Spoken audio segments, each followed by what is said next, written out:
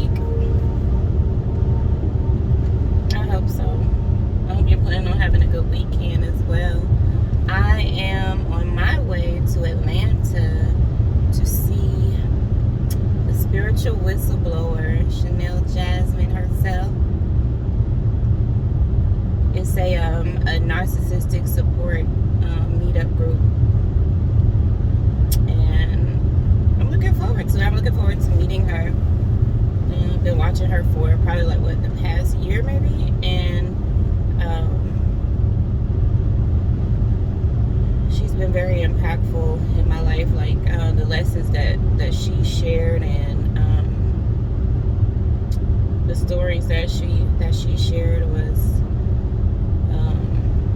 very impactful.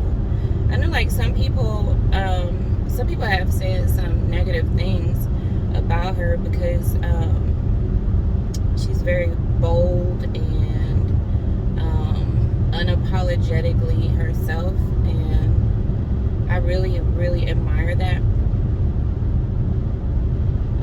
I really admire that about her, and I know that her experiences have really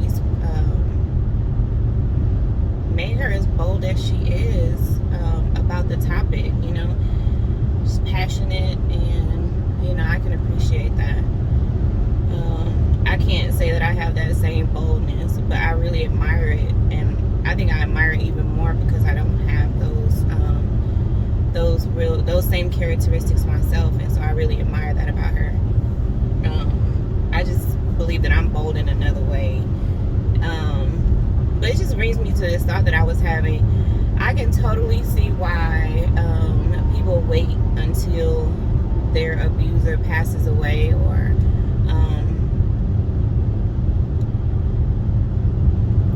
a narcissistic person, a toxic person.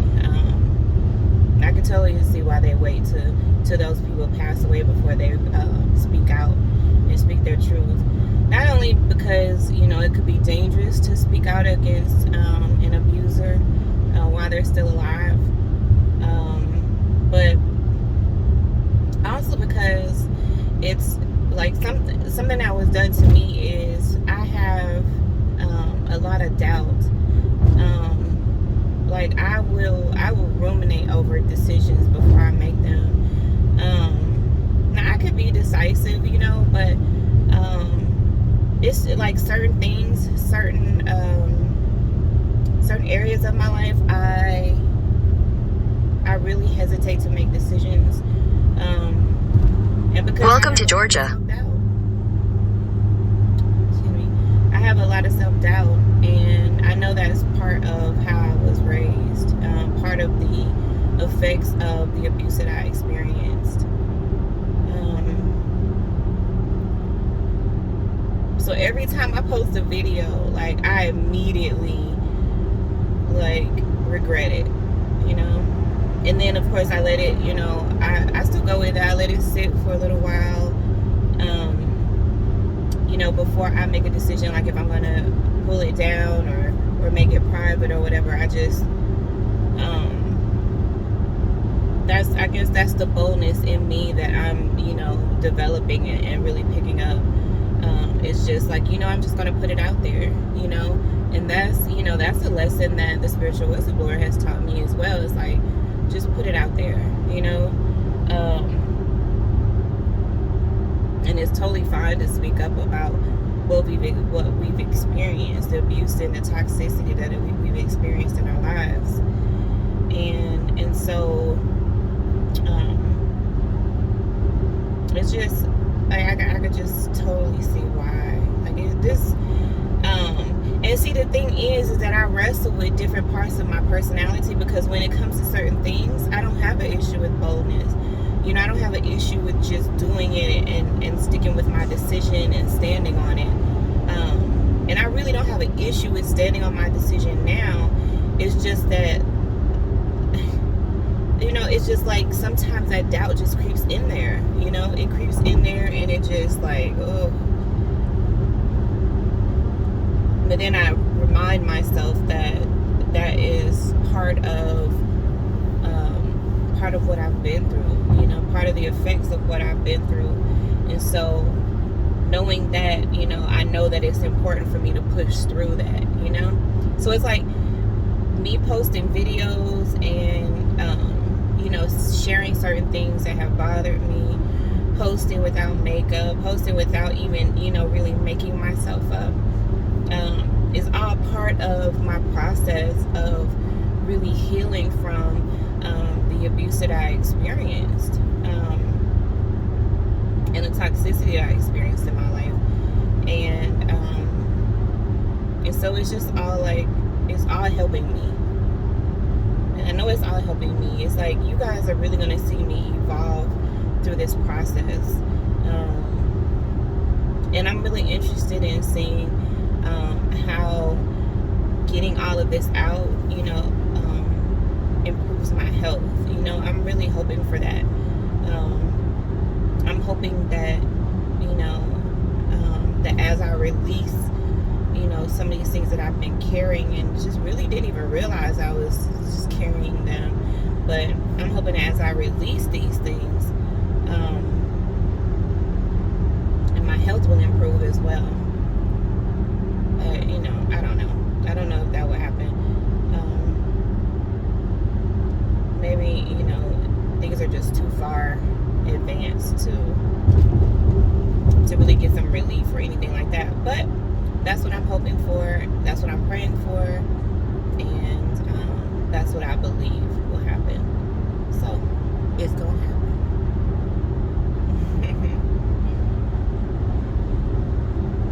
Anyway, y'all been watching my videos? I appreciate it. I appreciate every last bit of support that I have received. It means a whole lot to me. So I really, really appreciate that.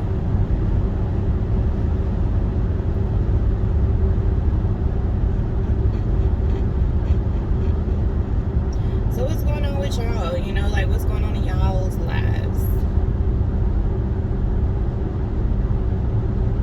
Has anyone gotten like, anyone felt just a need to share more, you know, a need to share more with the people around you? Not necessarily share in the way that I am, but, you know, just to be a little more transparent, be a little more open, be a little more understanding. My tickle torture video has gotten about 1,500 views, and I don't know, it leads me to believe that, you know, that's something that has really resonated with people, and it's something that a lot of people have dealt with.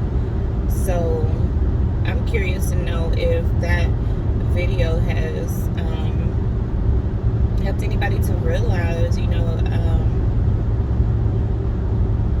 how menacing tickling can be. You know, I mean, it can be fun. A lot of people enjoy it. Some people commented and said that they enjoy being tickled, but they could totally see how it could be problematic, you know, in some situations. And the other people were saying that they remember, like, they vaguely remember being treated that way, being like almost tortured in a way from being tickled, and didn't really realize, you know, that that's really a thing, you know. But, you know, I think that most of the time when people did it, I don't think they really were menacing about it. I don't think they really meant ill intention or had ill intentions. I just think that sometimes we're made aware of something and, you know, we're like, dang, I didn't even realize what I was doing, and then that just gives you opportunity to change it and, you know, just move differently. And then some people have had to, like, you know, go back and apologize for that type of behavior, not really realizing that what they were doing, or maybe even realizing what they were doing but not realizing the lasting effects that it had on people, you know, or apologizing for their state of mind at that time, for not thinking, not having empathy, not caring about the person who was being tickled, not caring about their feelings. So, you know, I could definitely see benefits in it. So that's why I, really stick to posting the videos and just leaving them up there, and just rocking with it, hoping that the right people will see it, who need to see it, who it will help. It's definitely helping me, so, even if it just helps me, it's worth it, because even with it just helping me, this is one thing that I was talking about in a counseling program when I was getting my master's degree, and I was talking about like how just one drop causes a ripple effect, how just one drop, one little change can, if we think about a drop as change, one little change can have such a ripple effect on wherever that change was. It has an effect on everything around it. And so when I think about change, even the smallest change that I can make in myself has a ripple effect. It affects my husband, it affects my children, it affects my friends, it might affect my parents, or my mother, my nieces, my nephews, my brothers. It affects things. Might affect the world as a whole. Who knows? But you just got to start with that one thing, that one change, and that one change starts within. It starts in you, and then it makes an impact. But see, people are trying to make an impact without first changing themselves. That's the biggest impact you can make.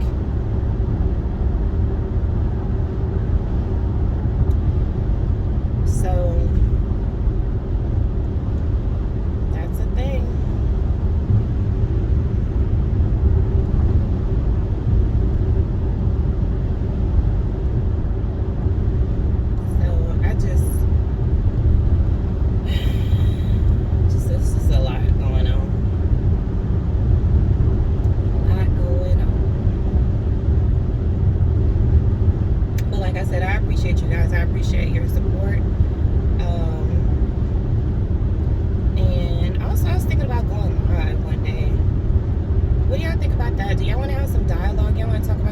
Especially when it comes to the recordings, I feel like I would really love some interaction. I would really love some feedback from you guys, because for a long time when I was realizing, this stuff, and it was really just God was revealing it to me, I didn't really feel like I had a whole lot of people to talk to, because my father is very divisive, and so sometimes he makes you believe that he knows when people have been talking about him, or when there's been side discussions.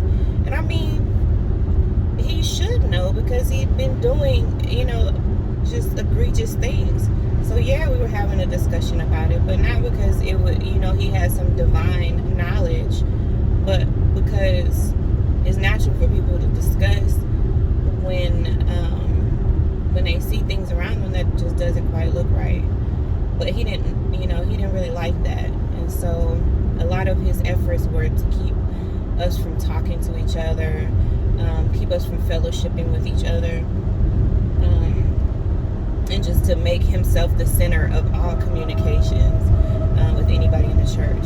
So, and it was even that way with my mother. It was difficult for us to talk, and so we had to steal away time where we could discuss what was going on, to see am I crazy? And then she's like, am I crazy? And we're just like, we can't both be crazy, So, then you start putting the connecting the dots and putting this whole puzzle piece together. But I think that that was one of the most powerful things that we were able to do, is to communicate with each other. So I would love to see that. Sorry, my eyes are watering. But I would love to see that happen with us. When we're discussing these sermons, let's have some dialogue about it. Let's discuss it. Let's go to the scripture that, for instance, the scripture that my father cited in Ephesians 4:10, where he just took that one scripture and isolated it and twisted it to say that he's God's gift to us. And so, and even to the point where he wasn't even lifting God up or building God up. God wasn't the center of his conversation. He was. And the best thing that he said that God did was to give him to us. And it's just like, I want to actually have like a dialogue about it. I want to talk to y'all about this. And go to the scripture itself and just see how twisted it was, just to see how manipulative and that my father is, and that this spiritual narcissism is. I think part of the reason why I have so much doubt is because I do still carry a lot of anger and a lot of resentment towards him. Every time I press record on one of these videos, I feel resentment towards him. Like I've disrupted, my life for this purpose. And it's like, it's rewarding in a way, but it's also angering in a way,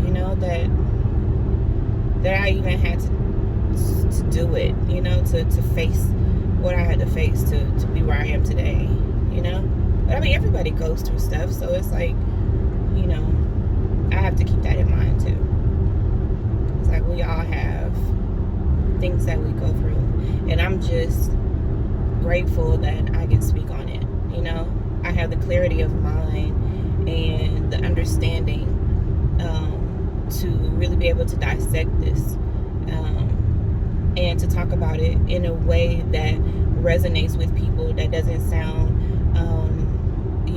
all over the place, and it doesn't sound, it's not to a point where you can't understand it, you can't figure out what I'm trying to say even, so I know sometimes I don't make a whole lot of sense, because of what was done. At least that's how I feel, and so that might even be, part of the effects of what I've been through. Like, you guys could be understanding perfectly how or what I'm saying, but in my mind, that doubt comes in again. I'm just like, I'm probably not making a bit of sense. But again, that's another reason why I want us to have a dialogue. So give me some feedback. I'm thinking about, it'd probably be really good to go live on Sunday and let's talk about it. Let's play some of the recording and let's have a whole discussion about this thing and really just talk about it, figure it out. It's like I was saying before, I have to just think of this as a case study. My family is a case study. My father is a case study. And it's not about him. He's not the target. And I have to remind myself of this every day because I'm angry, And so there's a part of me that wants to be vindictive and vengeful. And part of me wants to get back at him.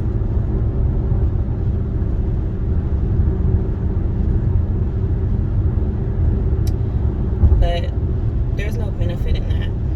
There's no benefit for anyone in that. And so that's why I have to keep reminding myself every day when I press record that this is not about him.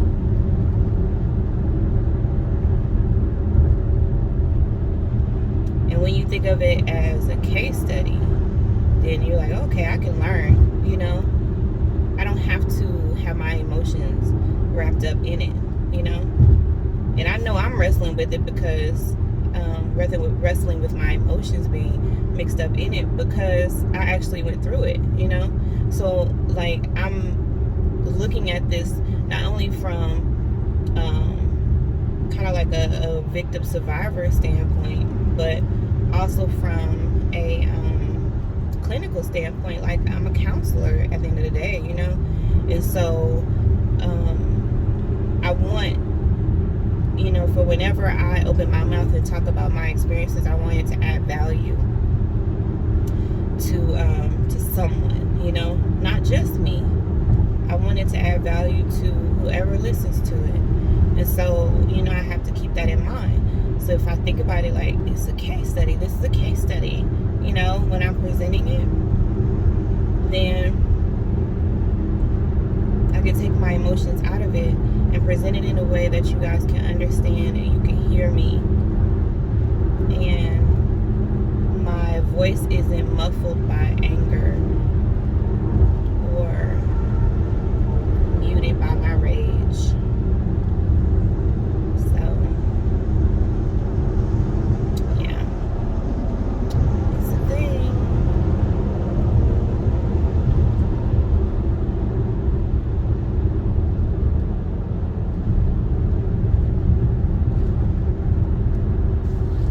But anyway, so I guess I'll just go ahead and end this video now. I'll come back on probably in a